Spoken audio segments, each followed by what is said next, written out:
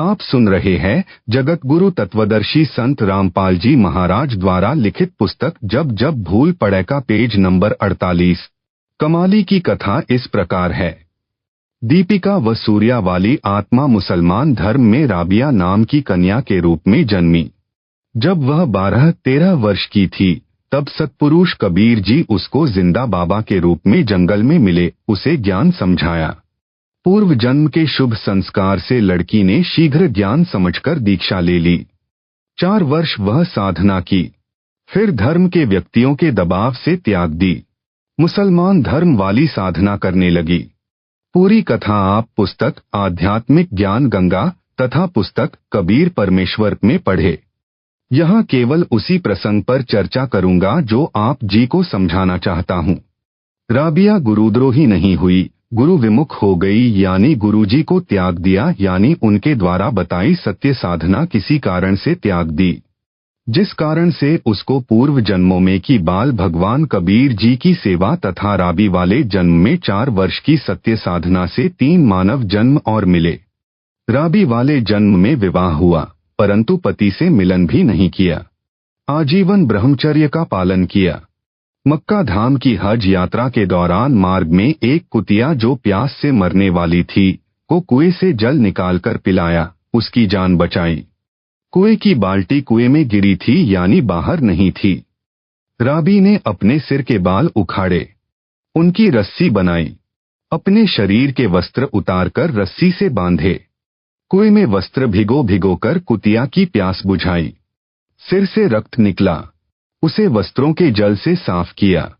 गीले वस्त्र पहने यात्रा पर पैदल जा रही थी, चलने लगी। उसी समय मक्का वाला मंदिर उड़कर कुएं के साथ लगकर खड़ा हो गया। राबिया तो चली ही मक्के के लिए थी, तुरंत मक्के में प्रवेश किया। मक्का हवाई जहाज की तरह उड़ चला, उसी स्थान पर स्थापित हो गया। पूरे मुसलमान समाज में राबिया की भक्ति की चर्चा हुई। सबने मान लिया कि राबिया तो सीधी स्वर्ग यानी बहिसत में जाएगी, परंतु ऐसा नहीं हुआ। संत गरीबदास जी ने बताया है कि गोरख से ज्ञानी घने, सुखदेव जति जिहान, सीता सी बहु भार्या संत दूर अस्थान। अर्थात गोरखनाथ जी परमात्मा कबीर जी से ज्ञान सुनकर मान बैठा था कि मेरे समान कोई ज्ञानी है, परंतु पार नहीं हुआ क्योंकि उसको निज नाम नहीं मिला। परमेश्वर कबीर जी ने कहा है कि 33 अरब ज्ञान हम भाखा, मूल ज्ञान हम गुप्त ही राखा। सुखदेव ऋषि जैसे जति पुरुष दुनिया भर के हैं, यानी अनेकों हैं, जो केवल अपनी पत्नी तक ही सीमित रहे हैं तथा परस्त्री को कभी नहीं छुआ। सीता जैसी भार्या यानी पत्नी बहुत हैं, जो अपने पति के अतिरिक्त अन्य पुरुष में स्वपन में भी आस्था नहीं करती।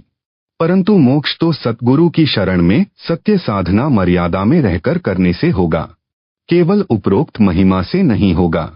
कहा है कि उपरोक्त प्रकार के मानव असंख्यों मिल जाएंगे, परंतु संत का घर दूर है, यानी संत यानी सतगुरु के समान महान व कल्याणकारक कोई नहीं है।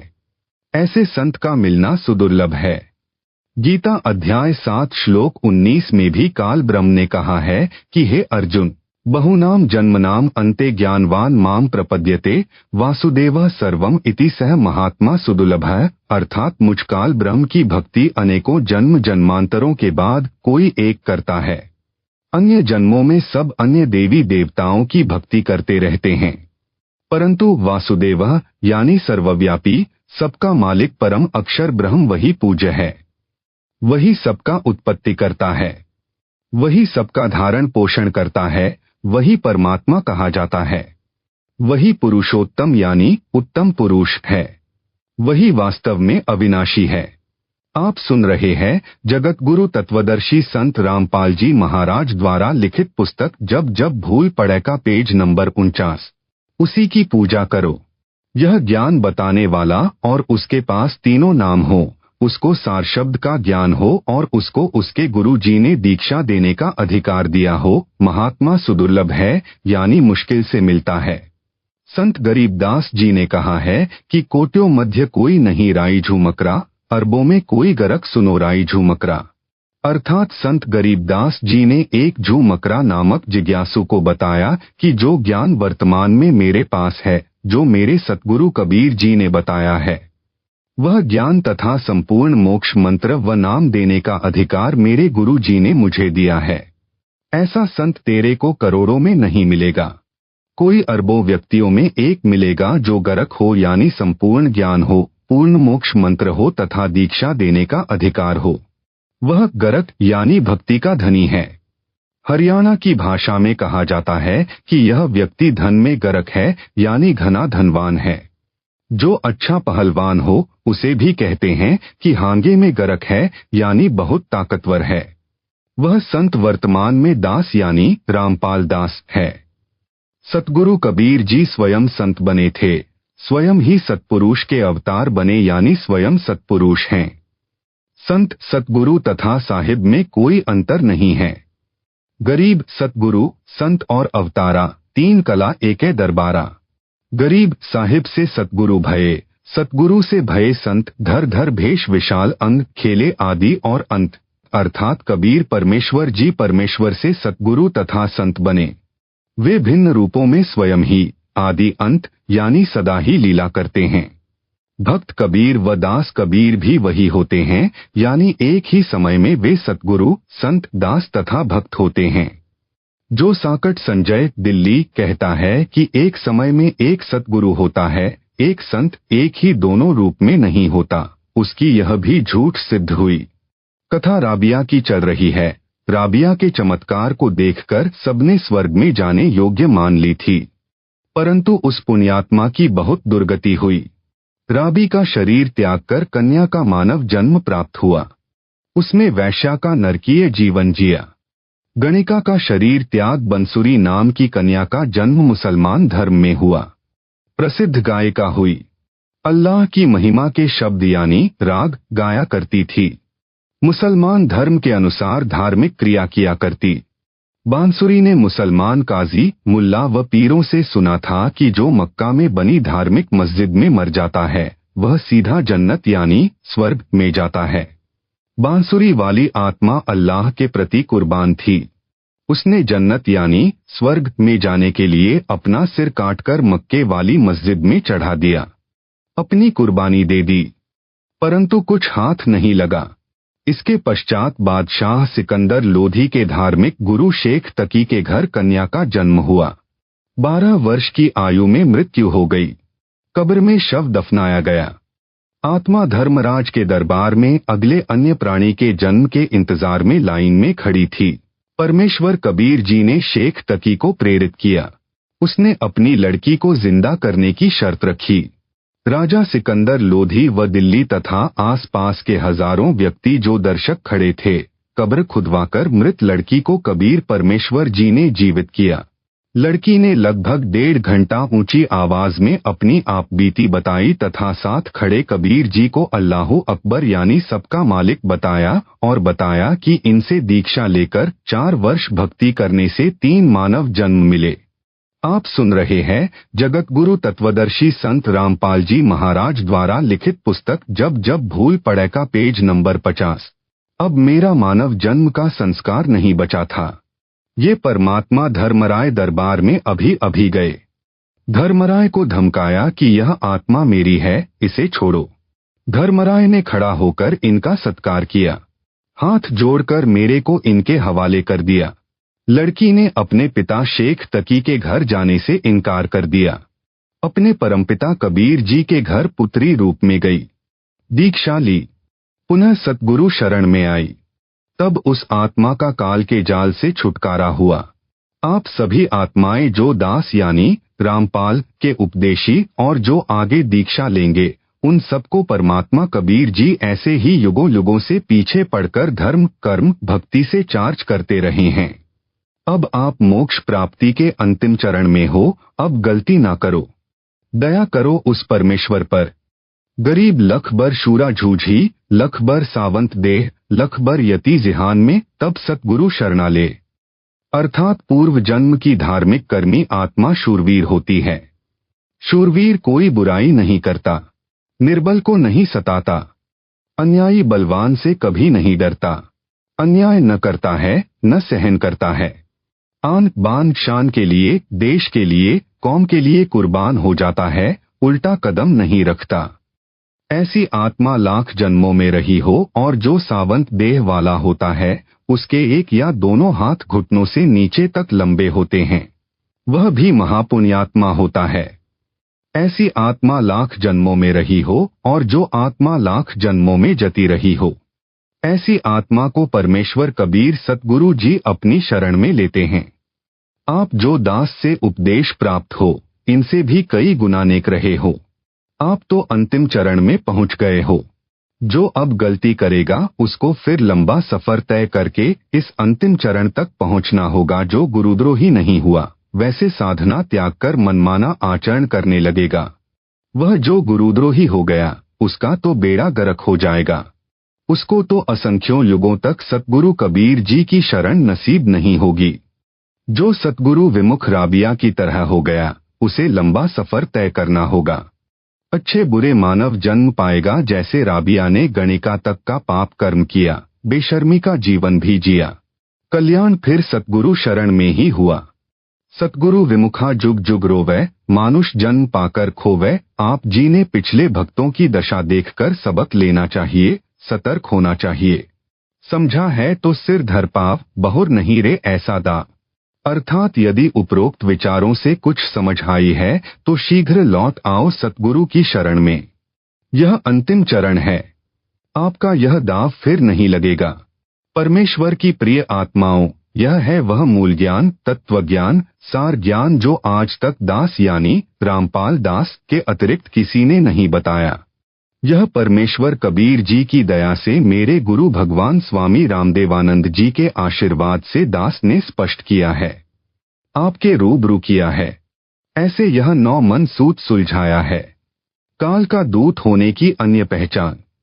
संजय दिल्ली अपने आश्रम में प्रतिदिन की जाने वाली संध्या आरती में 5 ज्योति थाली में जगाकर आरती करता है। 5 ज्योति तो पांचों देवी देवताओं के लिए होती हैं।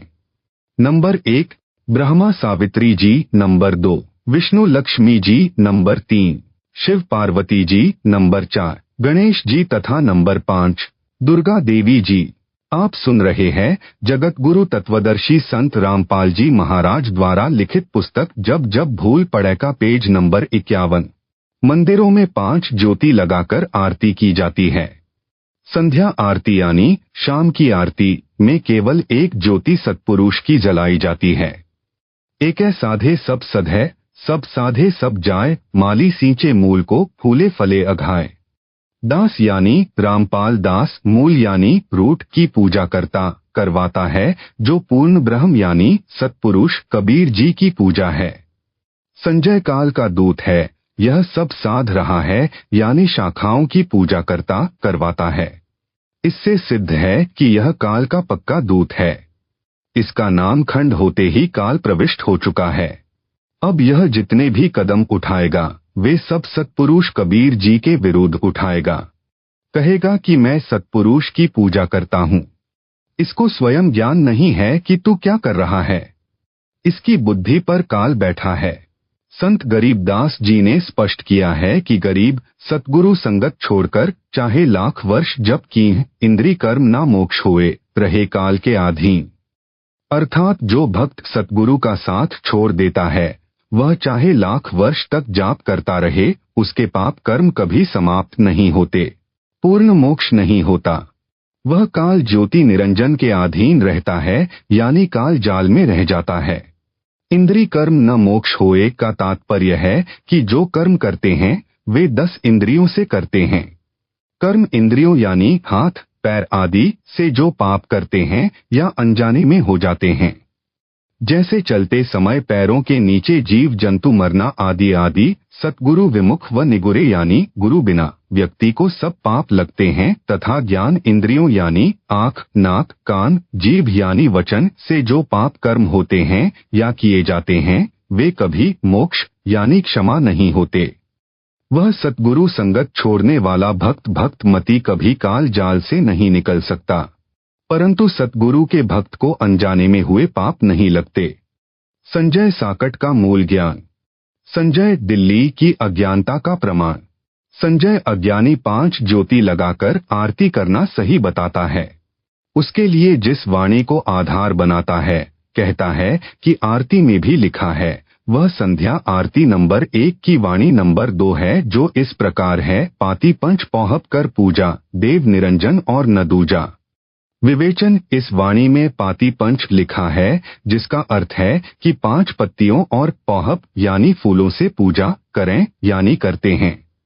यह विष्णु जी की पूजा है। 5 पत्तियां तुलसी की भी चढ़ाते हैं और बेल की पत्तियां भी देव पूजा में चढ़ाते हैं। कबीर जी कहते हैं कि जो विष्णु जी की पूजा करते हैं वे गलती पर हैं। सत्पुरुष के अतिरिक्त कोई निरंजन यानी माया रहित, देव यानी प्रभु नहीं है, यानी सत्पुरुष के अतिरिक्त कोई पूज्य देव नहीं है। ध्यान दें, इस वाणी में पाती पंच लिखा है, न कि बाती पंच। बाती का अर्थ ज्योति यानी बत्ती है तथा पाती का अर्थ पत्ता यानी लीफ है। यह अज्ञानी संजय पाती का गलत अर्थ ज्योति बता रहा है। कबीर जी ने धर्मदास जी को यही बताया था। काल ने कहा है कि मैं अपने दूत तेरे पंथ में भेजकर गलत ज्ञान प्रचार करवाऊंगा। जो वाणी तो तेरी यानी कबीर जी की वाणी ही पढ़ेंगे और उनका अर्थ गलत करके तेरे अनुयायियों को सत्य पथ से भ्रमित करके मेरी यानी काल ज्योति निरंजन की शरण में रखेंगे, वे सब काल ब्रह्म के लोक में रह जाएंगे। संत गरीबदास जी ने कहा है कि भ्रम भक्ति ना कीजे भाई, तुम हो काल की फर्दी माही। अर्थात संत गरीबदास जी ने कहा है कि हे भाई, तुम काल के दूत गुरु के द्वारा भ्रमित किए हो, उसके द्वारा भ्रम पैदा करके बताई गलत भक्ति न करो।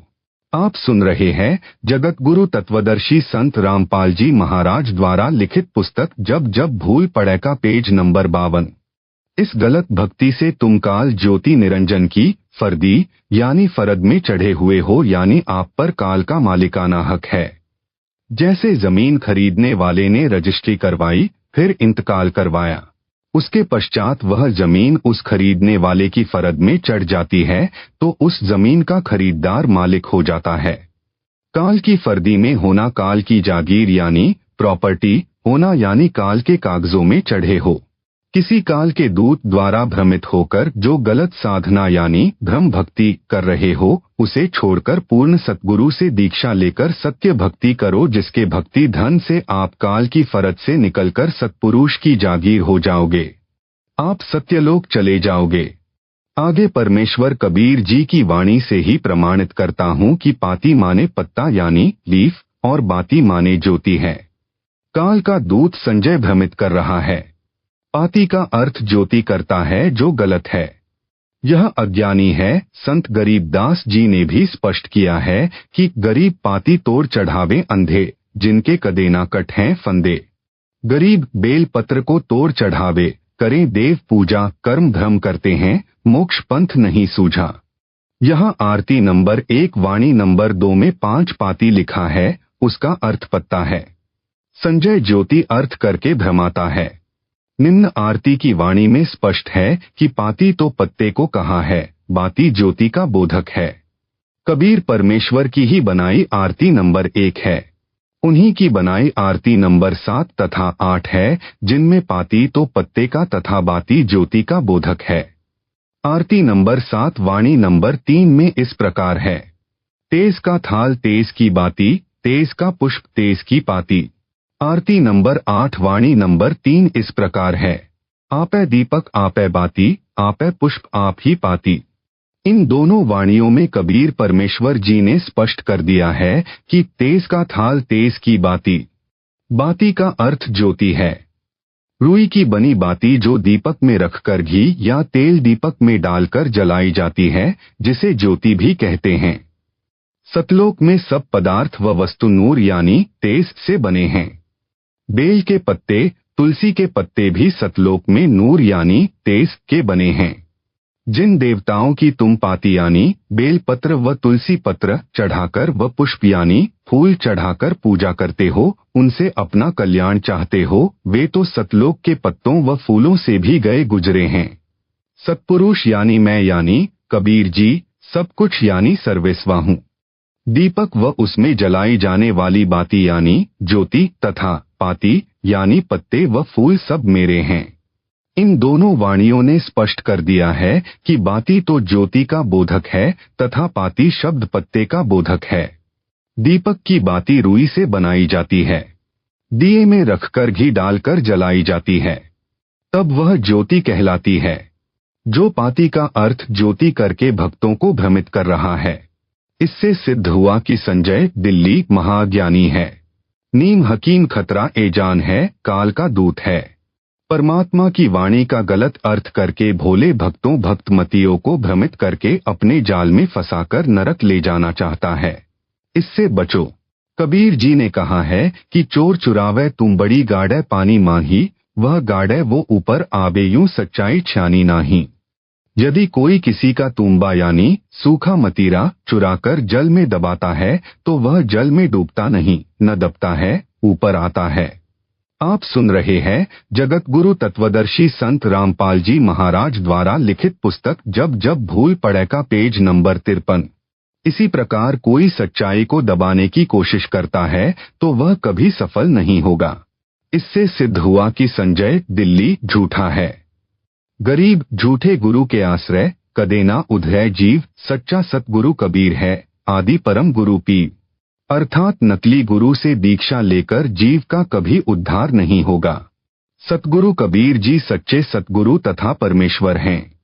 वर्तमान में दास यानी रामपाल दास की शरण में आना परमात्मा कबीर की शरण में आना है। संजय साकट कहता है कि कबीर साहेब तथा कबीरदेव में अंतर है। एक परमात्मा का बोध नहीं है, यानी कबीरदेव जहां लिखा है वह कबीर परमेश्वर के बारे में नहीं है। उत्तर, जो अज्ञानी पाती यानी पत्ते यानी लीफ का अर्थ ज्योति यानी घी से जलने वाला दीपक कर सकता है तो कबीरदेव का अर्थ अन्य, कबीर साहेब का अर्थ अन्य करने में क्या शर्म करेगा। कबीरदेव कबीर साहेब का बोधक शब्द है। जहां वेदों में कबीरदेव लिखा है उसका अर्थ कबीर परमेश्वर है। संजय सब भविष्यवाणियों को अपने लिए कही बताता है।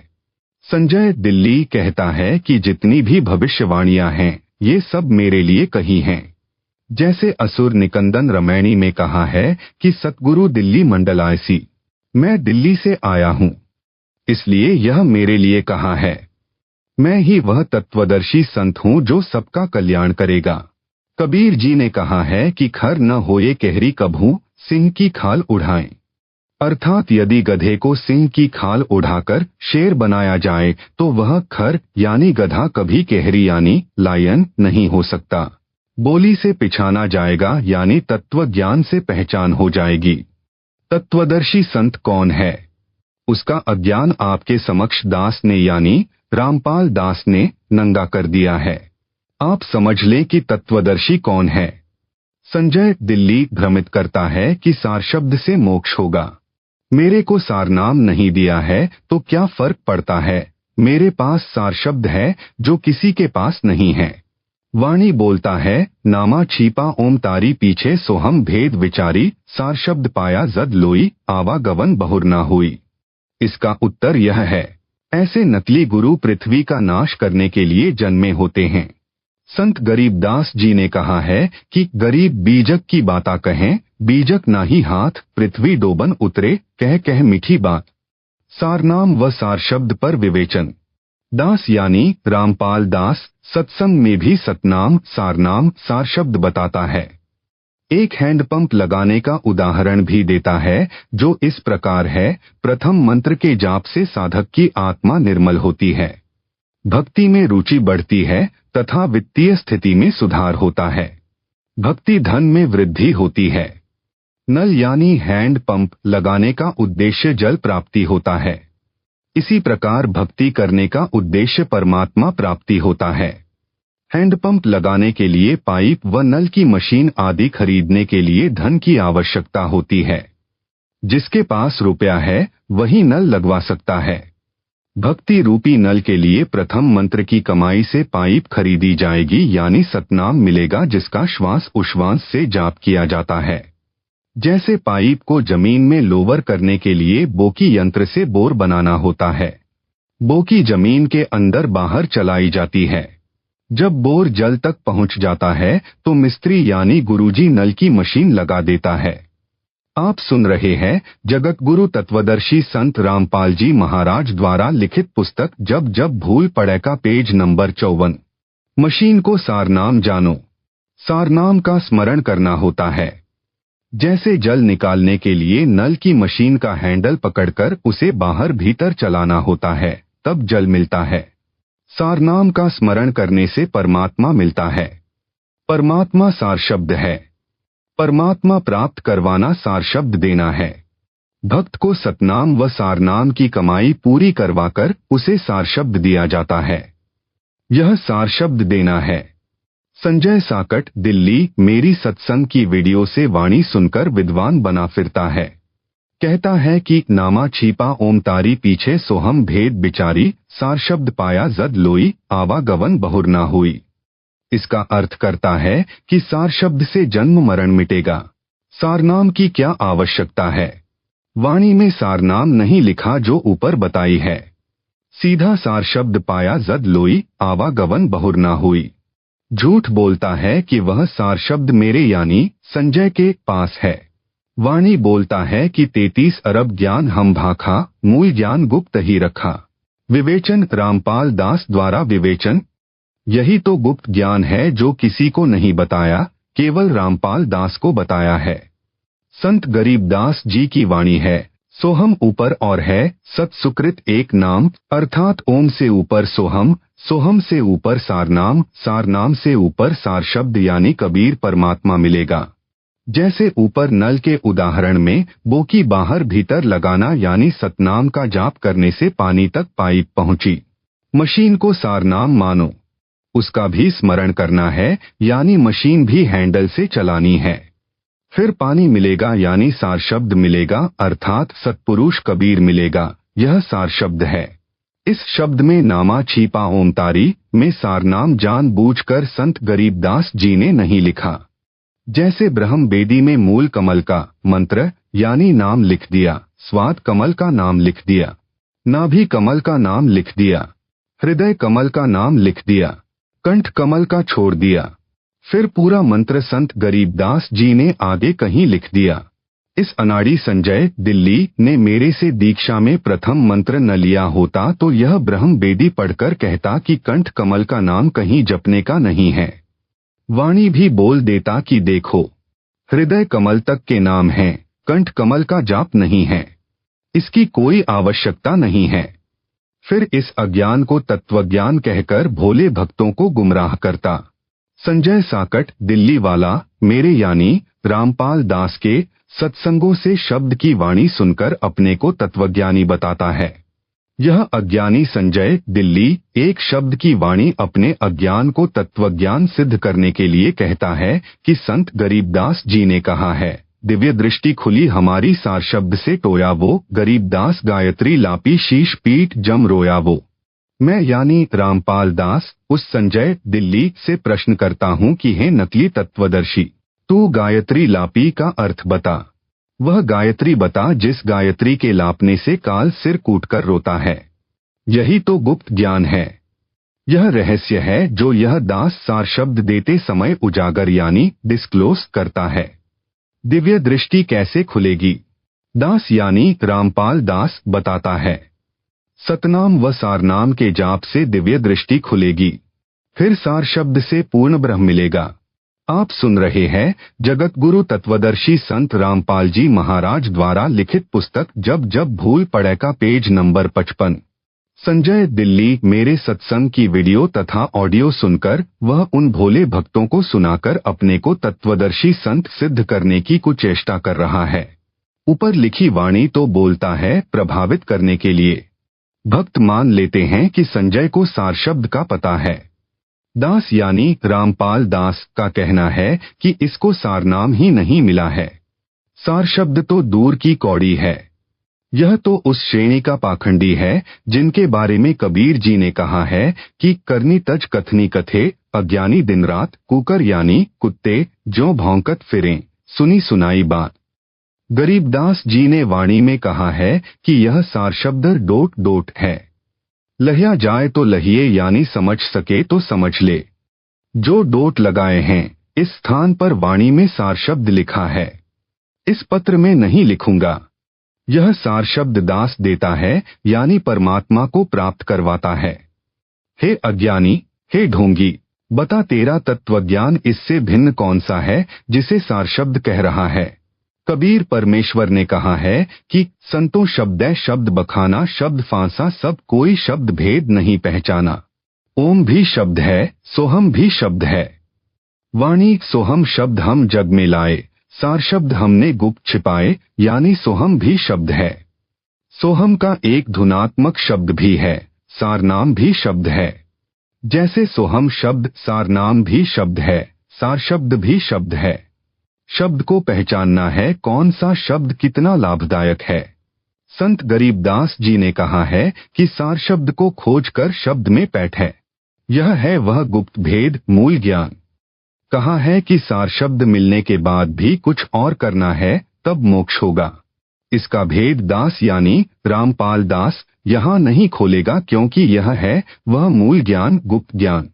संजय साकट यानी दिल्ली, बता इस वाणी का भेद। यदि तेरे पास गुप्त ज्ञान है, मूल ज्ञान है जो तू दावा कर रहा है, मूल ज्ञान, गुप्त ज्ञान, सार ज्ञान होने का, भोले भक्तों को मूर्ख बना रहा है। संजय दिल्ली वाला कहता है कि सतगुरु अलग है, संत अलग, साहिब अलग है। एक समय में एक सतगुरु होता है, एक संत होता है। मेरे को यानी रामपाल दास को तो सतगुरु कहता है, अपने को संत भक्त व दास कहता है, और तर्क देता है कि जीव कल्याण संत भक्त दास से होना है, सतगुरु से नहीं हो सकता। मैं यानी संजय सबके कष्ट दूर करूंगा, यह भी इसकी झूठ है।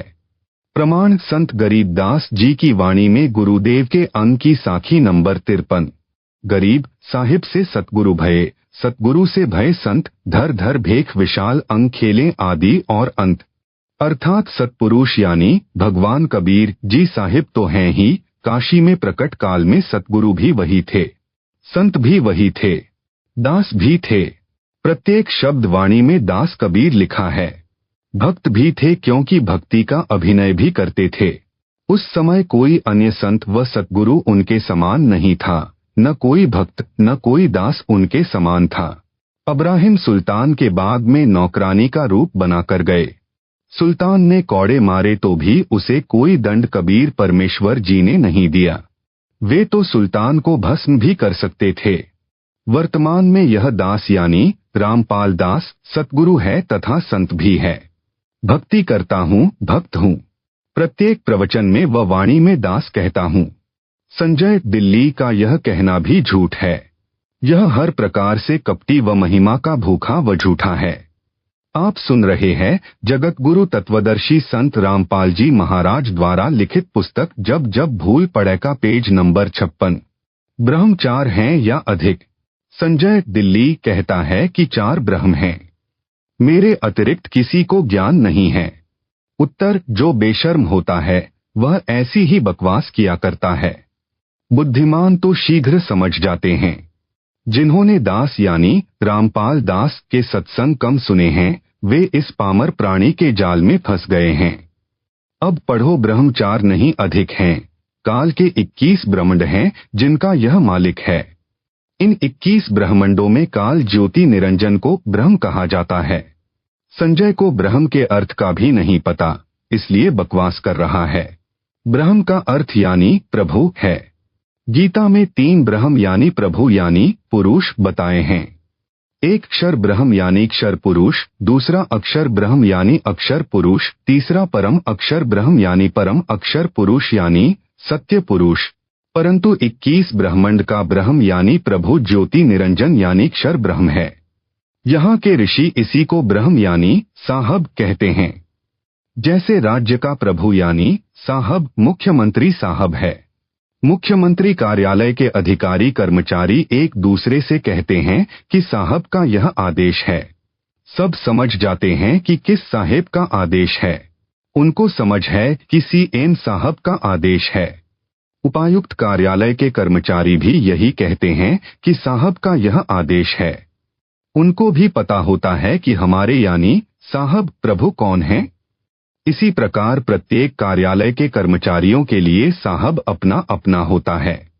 इसी प्रकार काल ज्योति निरंजन यहाँ के प्राणियों के लिए जाना माना साहब यानी ब्रह्म है। इसको ब्रह्म ही कहा जाता है। कबीर परमेश्वर जी भी काल ब्रह्म के लोक में आकर इसकी जानकारी ब्रह्म कहकर देते हैं, जो ऋषिजन शीघ्र समझ जाते हैं कि ब्रह्म कौन है। कबीर जी ने बताया है कि ब्रह्म 5 रूप धारण करके एक महाब्रह्मांड के 5 ब्रह्मांडों में लीला करता है। प्रमाण शब्द कर नैनो दीदार महल में प्यारा है में साखी नंबर 21 में लिखा है कि 5 ब्रह्म 5 अंड बीनो 5 ब्रह्म निहच्छर चीन्हो 4 मुकाम गुप्ते हैं की हो जा मध बंदीवान पुरुष दरबारा है। अर्थात दास ने सृष्टि रचना में विस्तार से बताया है कि काल ब्रह्म के 21 ब्रह्मांड हैं, जिनमें से 20 ब्रह्मांडों के 4 महाब्रह्मांड बनाए हैं। प्रत्येक महाब्रह्मांड में 5-5 ब्रह्मांडों का समूह बनाया है। 21वां ब्रह्मांड अकेला 5 ब्रह्मांडों के समान क्षेत्र वाला है। उसमें 4 मुकाम यानी स्थान गुप्त बनाए हैं। जो एक महाब्रह्मांड वाले 5 ब्रह्मांडों में, जिनको अंड भी कहते हैं, उनमें काल निरंजन 5 रूप बनाकर रहता है, जो वहां का ब्रह्म यानी साहब कहलाता है। इस प्रकार ब्रह्म 5 हैं, 4 नहीं। जिस ब्रह्मांड में हम रह रहे हैं, इसमें सृष्टि है तथा 4 ब्रह्मांड और हैं। ऐसे 5 ब्रह्मांडों का समूह एक महाब्रह्मांड कहा जाता है। अपने वाले ब्रह्मांड सहित 5 ब्रह्मांडों में भी यही काल ब्रह्म 5 रूप बनाकर गुप्त रहता है। कहीं पर 4 अंड यानी ब्रह्मांड 4 ब्रह्म लिखा है। इस महाब्रह्मांड में अपने वाले ब्रह्मांड से अन्य 4 ब्रह्मांड और हैं, उन ब्रह्मांडों में भी यही ब्रह्म गुप्त रह रहा है। यह काल ब्रह्म की ही जानकारी है, गुप्त तो वह रहता ही है। ये 4 मुकाम यानी स्थान गुप्त हैं तथा जो 5 ब्रह्मांडों के समान क्षेत्र वाला 21वां ब्रह्मांड है, उसमें भी 4 मुकाम गुप्त बना रखे हैं। वे ब्रह्मांड नहीं हैं, काल का यह निज निवास स्थान है। आप सुन रहे हैं जगत गुरु तत्वदर्शी संत रामपाल जी महाराज द्वारा लिखित पुस्तक जब जब भूल पड़े का पेज नंबर 57। जिस महाब्रह्मांड के एक ब्रह्मांड में हम हैं, इस ब्रह्मांड के प्राणियों तथा ब्रह्मा विष्णु तथा शिव तक को उन अन्य 4 ब्रह्मांडों का ज्ञान नहीं है। इसलिए कहीं 4 ब्रह्मांड तथा 4 ब्रह्म लिखा है। इनको भी 4 गुप्त मुकाम कहा जाता है। 21वें ब्रह्मांड में भी 4 मुकाम गुप्त हैं। इस अज्ञानी संजय दिल्ली ने कहीं पर 4 ब्रह्म पढ़ लिया, उससे तत्वदर्शी बन बैठा। जिस ब्रह्मांड में हम हैं, इस महाब्रह्मांड के मध्य वाले ब्रह्मांड में कुछ जीव काल ने भ्रमित करके रखे हैं। वे मान रहे हैं कि यह सतलोक है। यही तो काल जाल है।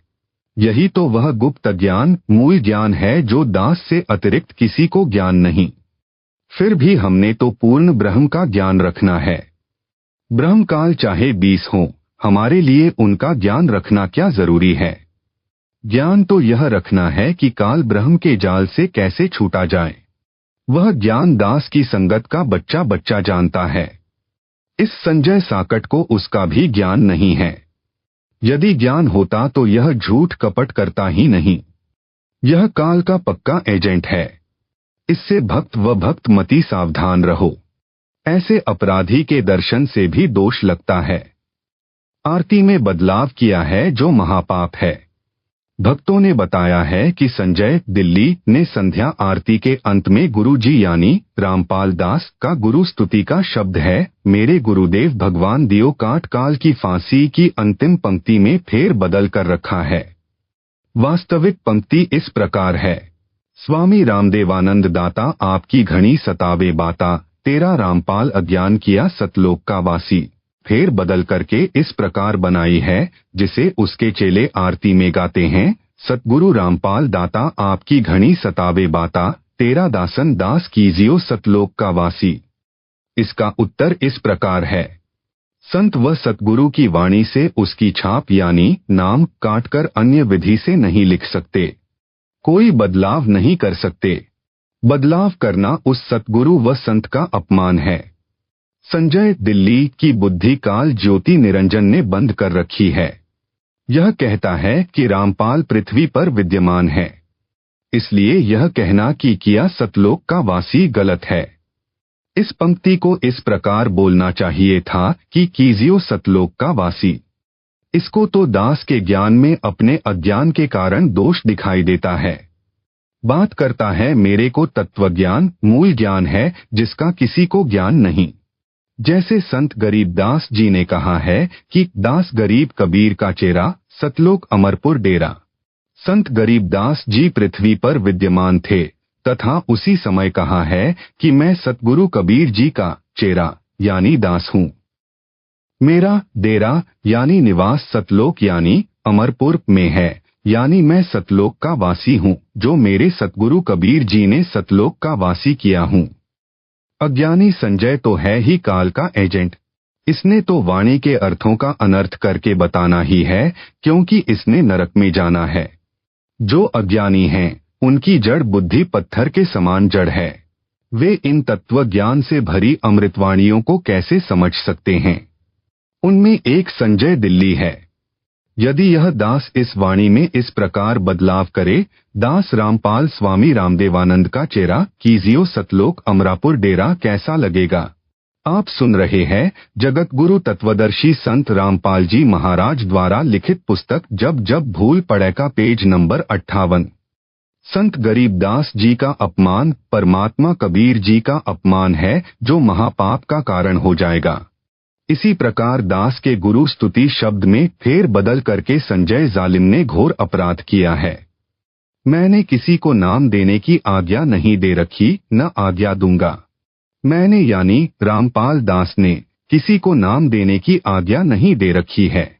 यह दास यानी रामपाल दास किसी को नाम देने की आज्ञा नहीं देगा। कलयुग में मेरे पश्चात मेरे यथार्थ कबीर पंथ यानी कबीर सागर में कबीर वाणी अध्याय में लिखा 13वां पंथ यह है जो दास से चला है। में मेरे अतिरिक्त कोई गुरु नहीं होगा। कबीर जी के पंथ यथार्थ भक्ति मार्ग का नाश स्वयंभू गुरुओं ने किया। काल के दूत घुस गए, जगह जगह आश्रम बनाए। भारत देश में दया धर्म की कमी कभी नहीं रही है। दानवीर अनेकों रहे हैं, वर्तमान में भी हैं, जो भावना में बहकर नकली असली को न पहचानकर दोनों हाथों दान करते हैं। इसी कारण से आगे किसी को गुरु पद नहीं दिया जाएगा। जैसे ईसा मसीह जी के बाद कोई गुरु नहीं हुआ। यह पंथ कितना फैला, विश्व में छाया है। हजरत मोहम्मद जी के बाद कोई गुरु नहीं बना। यह पंथ कितना फैल गया। सिख पंथ में 10वें सिख गुरु श्री गोबिंद सिंह जी ने भी आगे गुरु पद बंद किया। उसके बाद सिख पंथ विश्व में फैल गया। अब यही निर्णय दास ने लिया है। आगे से मेरा वीडियो वाला इलेक्ट्रॉनिक शरीर ही सबको नाम देगा, ज्ञान देगा। सन 2008 से इसी शरीर में दास यानी रामपाल दास नाम दीक्षा वीडियो से दे रहा है। लाखों अनुयायियों ने इसी इलेक्ट्रॉनिक यानी नूरी स्वरूप से दीक्षा ली है। सबको अद्वितीय लाभ हुए हैं और हो रहे हैं, आगे भी होते रहेंगे। आप जी साधना व अन्य टीवी चैनलों पर प्रतिदिन सत्संग में भक्तों तथा भक्तमतियों के अपने मुख से सुनते हो। आगे भी कलयुग में इसी विधि से नाम दीक्षा दी जाती रहेगी। दास सतलोक चला जाएगा तो भी यही इलेक्ट्रॉनिक शरीर सत्संग करेगा तथा दीक्षा देता रहेगा। सबको इसी प्रकार लाभ होता रहेगा, कष्ट निवारण भी होगा, मोक्ष तो होना ही है, जो सत्पुरुष कबीर जी की भक्ति का मूल उद्देश्य है। मैं यानी रामपाल दास किसी को नामदान यानी दीक्षा देने की आज्ञा नहीं दूंगा। यह सत्संगों में कई बार दास ने बोला है। कबीर पंथ का बिगाड़ स्वयंभू गुरुओं ने ही कर रखा है। न उनको यथार्थ अध्यात्म ज्ञान, न यथार्थ भक्ति के नामों का ज्ञान। वे सब काल प्रेरणा से कार्य कर रहे हैं। जैसे यह संजय दिल्ली काल प्रेरित है और सब मनमुखी भक्ति व धार्मिक क्रियाएं कर रहा है। यह स्वयंभू गुरु बनने की तैयारी कर चुका है। कभी भी अपने को गुरु घोषित कर देगा, क्योंकि यह काल का दूत है। सब भक्ति के कर्म गलत कर रहा है। संत गरीबदास जी ने कहा है कि नकली स्वयंभू गुरुओं ने गांव के गांव खराब कर यानी बिगाड़ दिए हैं। मनमुखी भक्ति की क्रिया करवाकर सबका अनमोल मानव जीवन नष्ट करवा दिया। फिर एक परंपरा पड़ जाती है, पीढ़ी दर पीढ़ी वही चलती रहती है। नकली गुरु मानव समाज का सबसे बड़ा शत्रु है। जैसे कोई झूठा पासपोर्ट बनाता है, लोगों को गुमराह करके कहता है कि यह असली पासपोर्ट है। उसे पासपोर्ट बनाने का अधिकार ही नहीं है, तो उसका बनाया पासपोर्ट व्यर्थ है। जब वह हवाई अड्डे यानी एयरपोर्ट पर जाएगा विदेश जाने के लिए, तब वह नकली पासपोर्ट काम नहीं आएगा। बनाने वाला तथा बनवाने वाला दोनों दोषी पाए जाएंगे। आप सुन रहे हैं जगत गुरु तत्वदर्शी संत रामपाल जी महाराज द्वारा लिखित पुस्तक जब जब भूल पड़े का पेज नंबर 59। उस समय बहुत देर हो चुकी होगी। इसी प्रकार जब भक्त या भक्तमती संसार छोड़ पर लोक जाने के लिए रवाना होंगे, तब उन्हें पता चलेगा कि हमारे साथ बड़ा धोखा हुआ है। उस समय बहुत देर हो चुकी होगी। यदि संजय दिल्ली को संपूर्ण अध्यात्म ज्ञान होता तो यह नकली गुरु बनने की गलती कभी नहीं करता। इसको डर लगता कि परमात्मा नाराज हो जाएगा।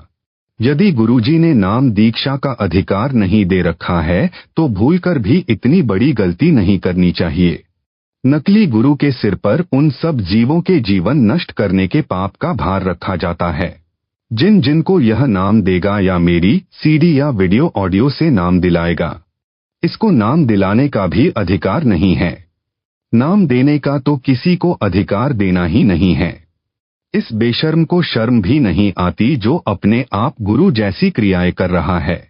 आशीर्वाद देता है, चवर करवाता है, तिलक लगवाता है, पैरों पर फूल डलवाता है। अन्य उदाहरण, जैसे किसी राज्य की सरकार सरकारी नौकरी लगाने के लिए एक बोर्ड का गठन करती है। उसका एक चेयरमैन बनाया जाता है। जो नौकरी लगने के लिए निवेदन करते हैं, उनकी योग्यता के अनुसार चेयरमैन नौकरी के लिए चयन करता है। उनको अपॉइंटमेंट लेटर यानी नियुक्ति पत्र देता है। अपने दस्तखत करके मोहर लगा देता है। उन सबको सरकार नौकरी पर रख लेती है तथा सरकार ही तनख्वाह देती है। यदि कोई धोखेबाज असली जैसा नियुक्ति पत्र बनाकर कुछ व्यक्तियों को नियुक्ति पत्र देता है, उनसे रुपए रिश्वत में लेता है, उसका नियुक्ति पत्र कहीं काम नहीं आएगा। उसको सरकार दंडित करेगी। ठीक इसी प्रकार जो अनअधिकारी गुरु बनकर दीक्षा देता है या दीक्षा दिलाता है और दान के रुपए लेता है, परमात्मा उसे दंडित करेगा। उसने अनेकों अनजान लोगों के अनमोल मानव जीवन को नष्ट कर दिया। संत गरीबदास जी ने कहा है कि गरीब गुरुवा गाम बिगाड़े, संतो गुरुवा गाम बिगाड़े, ऐसे कर्म जीव कहला दिए, ईब झड़े नहीं झाड़े। झूठे गुरु को लीतर मारे, घर से काढ़ घसीटे, या के पीटे पाप नहीं है, या को निश्चय पीटे। अर्थात नकली स्वयंभू गुरु इतना हानिकारक है कि वह पूरे गांव के भोले व्यक्तियों का मानव जीवन नष्ट करवा देता है। ऐसे शास्त्र विधि रहित भक्ति कर्म करवाता है जिनसे मोक्ष नहीं हो सकता। पूरा गांव उसी गलत साधना पर दृढ़ हो जाता है। समझाने से भी नहीं छोड़ता। नरक में जाते हैं, प्रेत का जीवन जीते हैं, महाकष्ट उठाते हैं। संजय दिल्ली मृत्यु के बाद भूत बनेगा। इसकी समाधि उसी गांव में बनाई जाएगी। फिर इसके अनुयायी उस यादगार की पूजा किया करेंगे। ऐसे यह जालिम अनेकों मानवों का जीवन नष्ट करेगा। यह प्रेत बनकर यहीं रहेगा। ऐसे जालिमों से मानव को बचाने के लिए परमात्मा ने दास से यह यथार्थ कबीर पंथ प्रारंभ करवाया है, जो उन्होंने 600 वर्ष पूर्व ही बता दिया था। वही आज सफल हुआ है। इसमें यह संजय दिल्ली नामक कीड़ा लगा है। इससे बचाव के लिए यह पत्र एंटीबायोटिक यानी रोगनाशक औषधि का काम करेगा। जो इसको मन लगाकर पढ़ेगा, उसी पर असर करेगा। उसका मानव जीवन नष्ट होने से बच जाएगा। मानव जीवन बहुत अनमोल है। इसके एक श्वास की कीमत इतनी है जो परमेश्वर कबीर जी ने बताई कि कबीर कहता हूँ कही जात हूँ, कहूँ बजाकर ढोल। श्वास जो खाली जात है वह 3 लोक का मोल। अर्थात मानव शरीर प्राप्त प्राणी के एक श्वास की कीमत तीनों लोकों यानी स्वर्ग, पाताल व पृथ्वी लोकों के समान है। यह श्वास बिना सत्य भक्ति के खाली जाता है तो मानव को अत्यधिक हानि होती है। आप सुन रहे हैं जगत गुरु तत्वदर्शी संत रामपाल जी महाराज द्वारा लिखित पुस्तक जब जब भूल पड़े का पेज नंबर 60। जो नकली झूठे गुरुओं से दीक्षा लेकर भक्ति व दान आदि करते हैं, उनको भी यही हानि होती है। यही श्वास यदि पूर्ण गुरु जो दीक्षा देने का अधिकारी है तथा यथार्थ नाम जाप को देता है, उससे दीक्षा लेकर स्मरण में लगाया जाए तो उस सतनाम के श्वास उश्वास के एक जाप से कितना कीमती हो जाता है, वह संत गरीबदास जी ने बताया है। सतनाम पालडे रंग होरी हो, 14 लोग चढ़ावे राम रंग होरी हो। 3 लोग पासंग धरे रंग होरी हो, तो ना तुले तुलाया राम रंग होरी हो। अर्थात पूर्ण सतगुरु जो सत्य दीक्षा देने का अधिकारी है, उससे दीक्षा लेकर सतनाम का एक स्मरण श्वास उश्वास से किया जाए तो उसकी इतनी कीमत हो जाती है जो वाणी में बताई है। उसको इस प्रकार समझें। तराजू जिसे तखड़ी यानी बैलेंस भी कहते हैं, गांव में तो आज भी घरों में प्रयोग होती है। एक काष्ठ की मजबूत डंडी यानी लकड़ी जो लगभग 3 फुट लंबी व 2-2.5 इंच की परिधि की गोल होती है। उसके दोनों सिरों पर लोहे की चद्दर के पलड़े रस्सियों से बांधे जाते हैं। उसके मध्य में एक रस्सी को डांडी में सुराख करके बांधा जाता है, जो 2-3 इंच बड़ी होती है, मोटी 1 इंच होती है। उसे पकड़कर तराजू से सामान तोला जाता है। जब सामान तोला जाता है तो तराजू को जांचा जाता है कि इसमें कोई खामी यानी एरर तो नहीं है। यदि डंडी सीधी नहीं होती है और दोनों पलड़े एक रेखा में नहीं होते हैं तो उस तराजू में त्रुटि है। उसको कहते हैं कि तराजू में पासंग है। पासंग ठीक करो, कुछ दाने पासंग में रखो, तब यह सही परिणाम देगी। मान लो चने तोलने हैं और तराजू में कमी है तो उस पलड़े में कुछ चने रखे जाते हैं जो ऊपर उठा होता है। चने डालकर पलड़े एक रेखा में लाए जाते हैं। वे मुश्किल से मुट्ठी भर होते हैं, जिनसे तराजू के दोनों पलड़े सीधी रेखा में हो जाते हैं।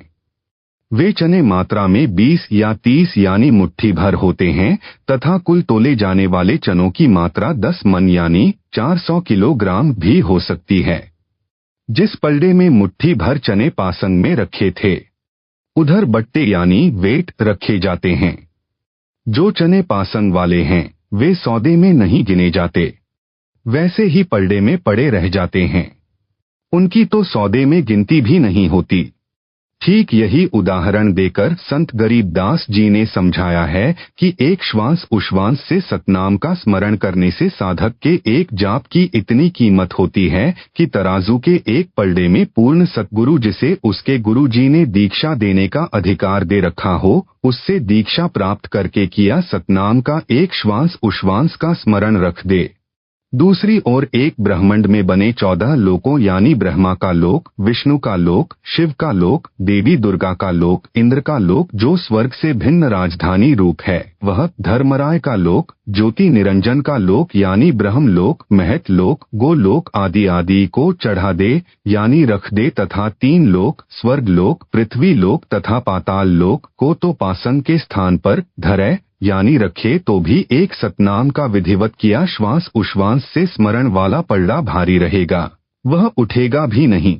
परमेश्वर जी आपकी काल के दूतों यानी पागल कुत्तों पवन तथा संजय से रक्षा करे। इन दोनों को मैंने गुरुद्रोही घोषित कर रखा है। गुरुद्रोही की मानसिक स्थिति पागल कुत्ते जैसी हो जाती है। वह इधर उधर भटकता है, जिसको भी काटता है उसे भी पागल कर देता है। आप सुन रहे हैं जगत गुरु तत्वदर्शी संत रामपाल जी महाराज द्वारा लिखित पुस्तक जब जब भूल पड़े का पेज नंबर 61। सर्व संगत को पता हो कि पवन को जयपुर में नामदान की सेवा दे रखी थी। उसने दान में लाखों का घोटाला किया और संजय दिल्ली वाले से मिलकर संगत में अपनी इच्छा से मैसेज भेजने लगा। मेरे को पता चला तो पवन की नामदान से सेवा समाप्त कर दी। उस दिन के पश्चात इसकी कमाई बंद हो गई। यह बौखला गया और मेरे तथा मेरी प्यारी संगत के कुछ जिम्मेदार समर्पित भक्तों बहनों बेटियों पर कीचड़ उछालने लगा। मुझे पता चला कि संजय दिल्ली वाला और पवन दोनों मिलकर मेरे अनुयायियों को झूठ बोलकर मेरी जमानत करवाने के उद्देश्य से लगभग 50 लाख रुपए ठग चुके हैं। उन रुपयों का दुरुपयोग कर रहे हैं।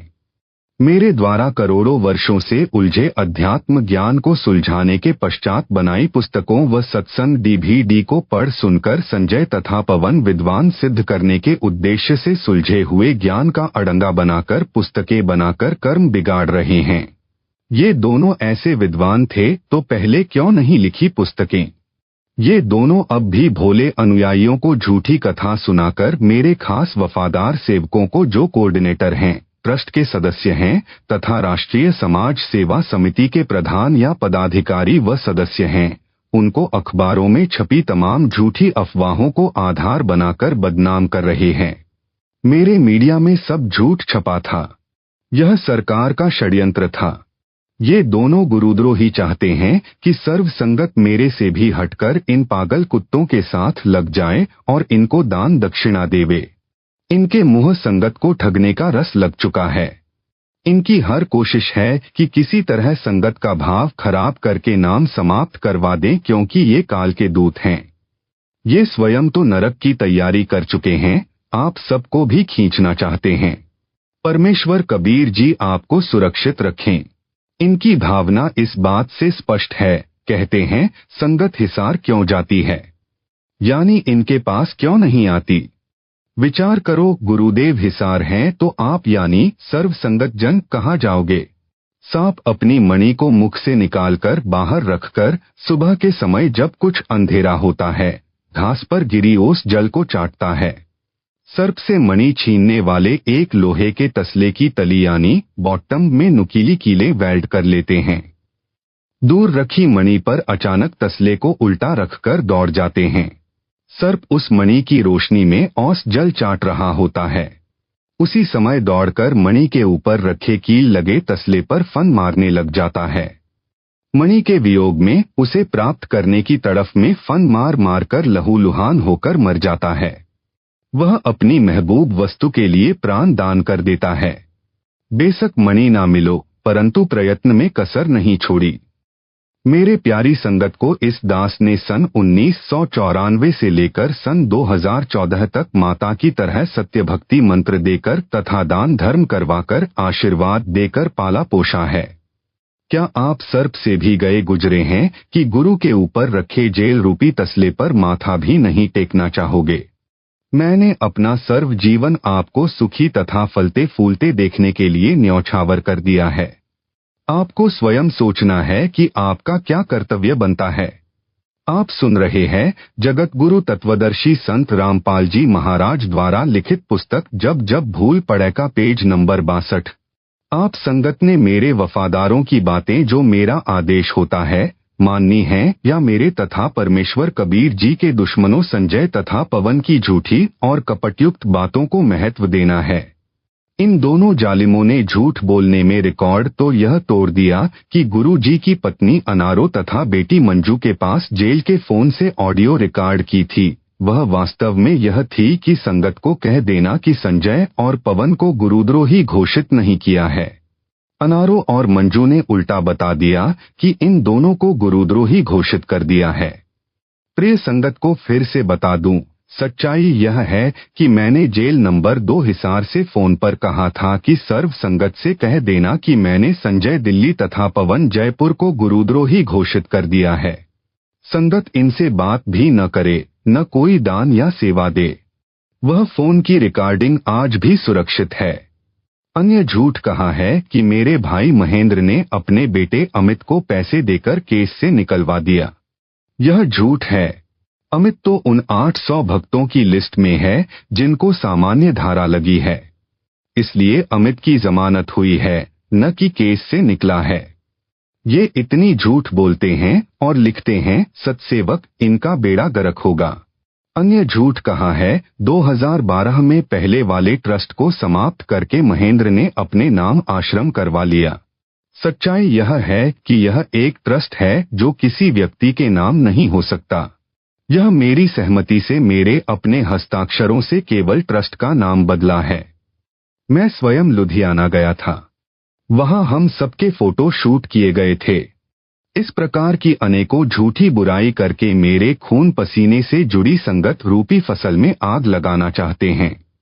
मैंने संजय तथा पवन व अन्य जो इनके द्वारा भ्रमित होकर इनका साथ दे रहे हैं, उन सब के खिलाफ जेल नंबर 2 हिसार से जेल अधीक्षक के माध्यम से मुकदमा दर्ज करने के लिए पत्र श्री मुक्तसर साहेब के एसएसपी को भेजा है।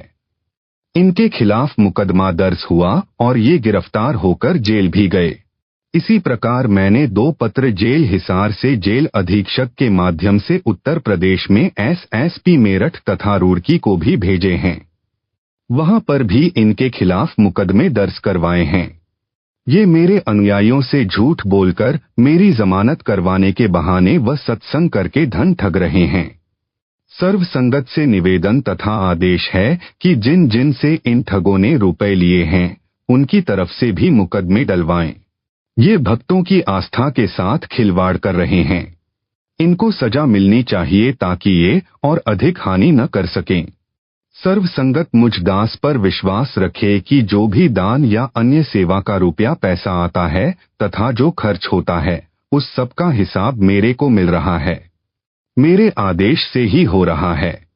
आप विचार करें, जिन समर्पित भक्तों को ये दोनों दुष्ट बदनाम कर रहे हैं, उन्होंने 940 भक्तों की जमानत करवा दी है। पुस्तकें छपवाकर वितरित करवा रहे हैं, कर रहे हैं। सब मुकदमों को संभाल रहे हैं। 6 में बरी हो चुके हैं।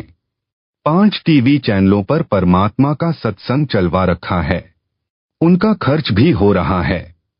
जाट आरक्षण का समर्थन मेरी आज्ञा से हुआ है। हमने जाति धर्म को न देखकर सरकार की दमनकारी नीति का विरोध किया है।